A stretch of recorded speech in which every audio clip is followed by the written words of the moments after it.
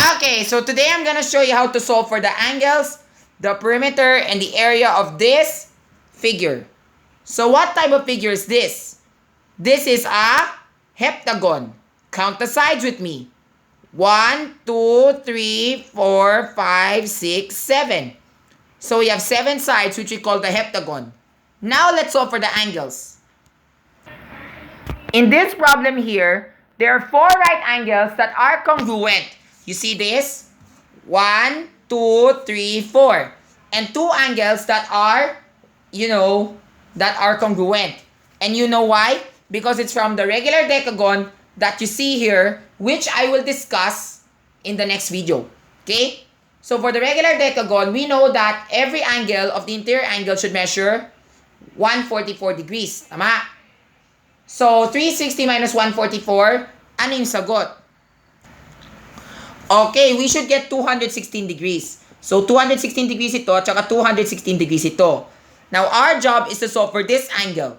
So how do we do this? Remember, the formula is this.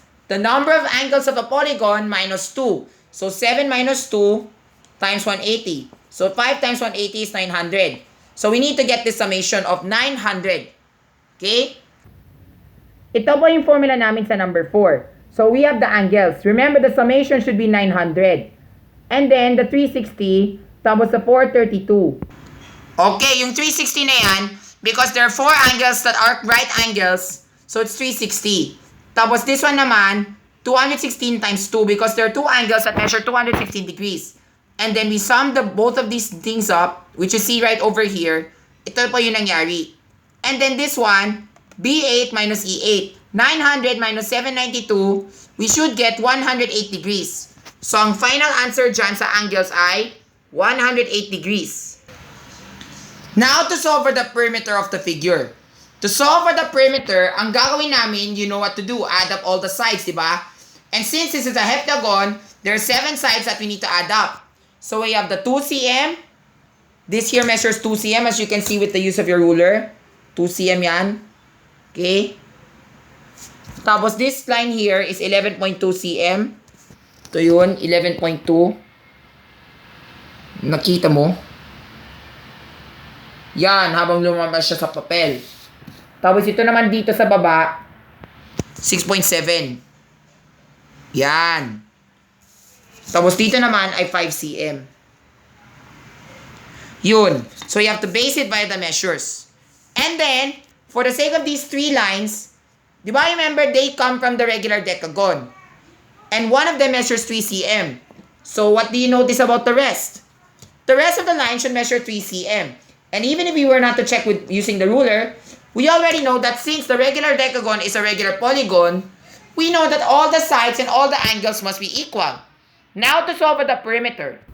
So ang ginawa namin ay ito. So we have 2 cm, tatlong 3 cm, so we group that. We can make that 3 plus 3 plus 3 or 3 times 3 to make it 9. Then 11.2 tapos 6.7 plus 5. Tapos ano to? What's this? We sum everything up. We summed up everything that you see here and we still got 33.9 centimeters. Don't forget to indicate your units. Last but not least, we're going to solve for the area. Although it may look quite easy, pero mas mahirap na to kasi po meron siyang stance dito tsaka dito. So this makes it hard for us to solve for the area. However, meron akong paraan. Okay, nakikita mo yung mga linya na yan? The lines that you see right over here pertains to the how we part the figure. Take note, if you're solving for the area of a complexified figure, you can part the figure into different shapes. Like for instance, I part into 2 trapezoids, trapezoid number 1, trapezoid number 2, and a rectangle. But we do not know what's the measure of those lines. So check with the use of the ruler. By the way, with the use of the ruler, ano yung measure ng first line na to? Should be 5.7, which is close to 5.8. Pero I checked it a while ago, it's 5.8 centimeters. Okay? Now what about the second line? Ayun pala tol. For the sake of the second line, you just have to add na lang. Diba remember if the entire line is 11.2 cm? Tapos this one is 3.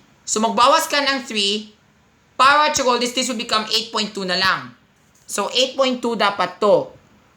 kahit na hindi tayo mag-check ng ruler or kung mag-check pa tayo, we should still get 8.2. Yan. Nakita mo yun sa ruler ko, di ba? 8.2 yung kinuha namin. Now, to solve for the area. To solve for the area, oh, by the way, meron tayong problema. We need to get the height. Kasi po, remember, for the trapezoids, we have already gotten our bases. Yes, we do. Kaya lang yung problema namin ay yung height. Pero how do we get the height?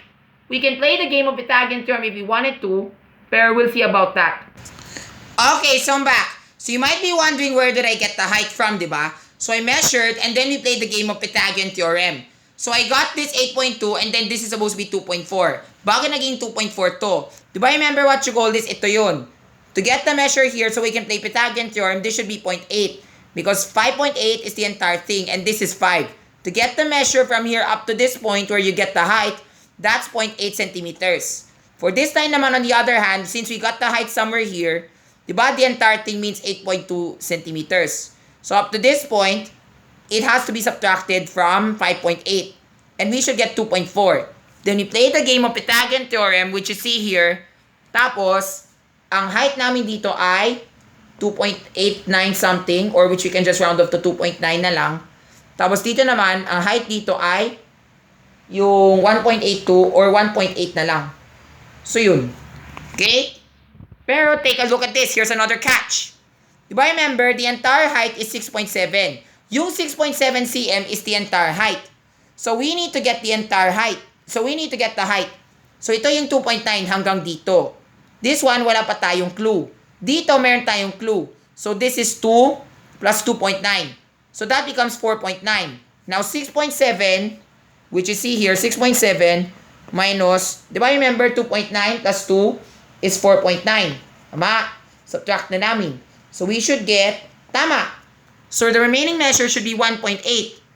Even if we have played Pythagorean theorem, it still makes sense. But you can only do it once. But to verify, play the Pythagorean theorem. Now let's solve for the area. To solve for the area of the trapezoid, this is the first thing. We sum up the two bases. So it's the sum of 5 and 5.8. 5.8 and 5. So we should get this. Then this one multiplied by the height of 2.9. Diba 2.9 ang height sa first trapezoid? Diba ito yun? Ito yun yung 2.9. So we're working with this trapezoid muna. And then from there, divide by 2, we should get 15.66.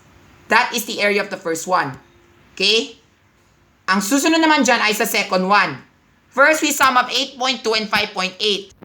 Doon kayo makikita, yung 5.8 nang dito, tsaka yung 8.2 nang dito. Tapos, i-multiply it by the height. Wait lang ha. The height pala is 1.8. Yan, ito po yung ginawa ko. B12, which is this one, kung na-click ko dito, ito yun, di ba? So, we should get 25.2. And divide by 2, we should get 12.6 na nakita mo dyan. Then, for the last one, yung rectangle. Because that's the third shape. The third shape is the rectangle. Di ba? Ito yung rectangle na tinutukoy ko. Wait na ha. Yan, nakita mo yung rectangle na to? So, it's 11.2 times the height, which is 2. And you get 22.4. Yun ba yung sagot na nakuha namin? But we need to get the total area. So, therefore, this 15.66 that you see here pertains to the area of the first trapezoid. Yung 12.6 na tinutukoy ko, that's for the second trapezoid. Tapos, ito naman, that's for the rectangle. Tapos, when I summed everything up, ito dapat yung final answer namin. So, ang area ng figure ay 50.66 square centimeters. Yun lang.